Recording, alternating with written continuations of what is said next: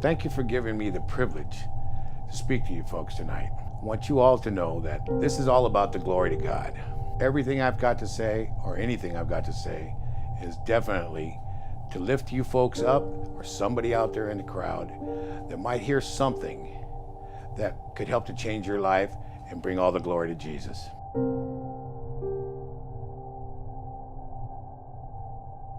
So I come up in a neighborhood that was a little rough neighborhood,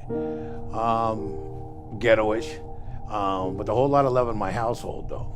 And I went to school across the town, and I took a bus, and I didn't go to public school. And so I didn't really go to school with the fellas and the folks in my neighborhood, but I played baseball with them, and you know, that's how I knew most of the guys in the hood. A lot of the guys that I in the neighborhood that I came up with, they went on to join gangs and pursue other things.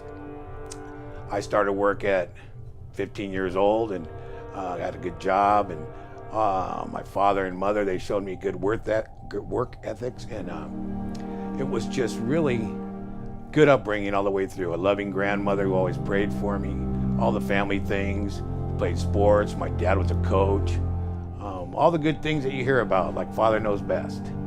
And then I took it upon myself, totally my own choices, to take a different tangent and not do the things that I was shown and told and raised to do and educated to do, and stepped on out and found the street life and pursued it. I just wanted to make that perfectly clear that I knew better. A guy that wasn't paying attention and that wasn't following instruction would do. I just wanted to do it my way. Well, my way really didn't work. I started getting arrested for drunk driving, crashing cars. I've been shot, I've been stabbed, and I just want to say that all along I knew about Jesus. I went to school, we went to a Catholic school, I went to church all the time. No way to live. Wasn't shown that way or anything. But all the while, God would be tapping at knocking me on the melon here, saying, son, I love you. I mean, every time I went to jail and every time I went to prison, I always picked up that Bible and I read it, and I ended up being the prayer man in jail. No problem in front of a whole bunch of convicts or a bunch of inmates, leading them all in prayer. But then I'd get out and I'd go back to my same old stuff.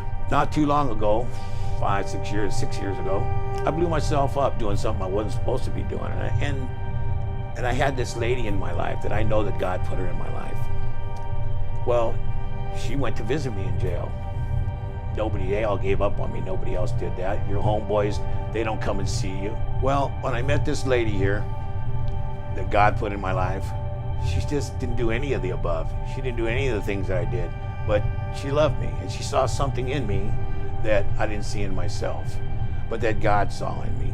She visited me when I was in jail. She visited me when I was in, you know, for many, many times. Always there for me, saying that I know that another side of you, just like God does for us. Thank you, Jesus, for knowing that other side of me. After I did this blow-up thing on me and got my attention, the Lord got my attention, let me do this to myself and stick it out for a little while, things started to change. When I was going to church all the time, reading the Bible, because no other program, even though I started programs, mind you, with the grace of God, many sober living homes, been blessed by His grace to be a founder of 3 of them. OSI United gave me a chance over here after I'd been doing well and doing the right things, and people started seeing a whole different person. I give everything I have to the Lord, and thank you, OSI United, so very much, and thank you, RJ, for all the time that you have put to hear what I had to say, to know that Jesus is Lord. And OSI United, thank you for all the chances you have given me to help set up tables out here so that we can have events, so that people in a transitional time in their life that are having a rough time, we can show them some love, so we can let them know about what you do, what the Lord is doing in our lives. You know, things are much different nowadays. And I like being as normal as I could possibly be. For people to say, I can't ever imagine you were in jail. I like hearing those kind of things. I like the fact that people come up and say, can you pray for me? Life is real. And it's a beautiful, beautiful place, the world around us. But until you see somebody like Bonnie Lou that was striving to stay alive, when I was just throwing my life away, I saw the value. I seen the total opposition of me going and throwing my life away and her wanting to live one more day and take another breath. You start to appreciate life.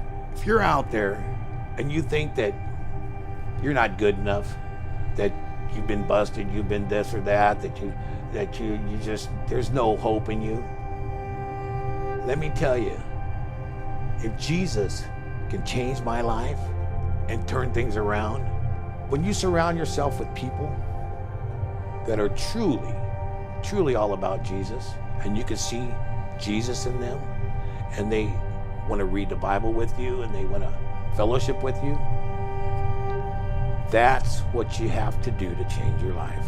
The only program that works for a knucklehead like me, for an old street corner hustler like me, a con man, because that's what I did out there, is the God program.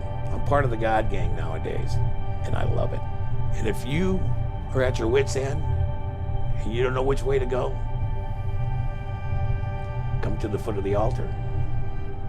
Because if he can save a wretch like me, he can do great and wonderful things for you, and you can do great and wonderful things for the Lord.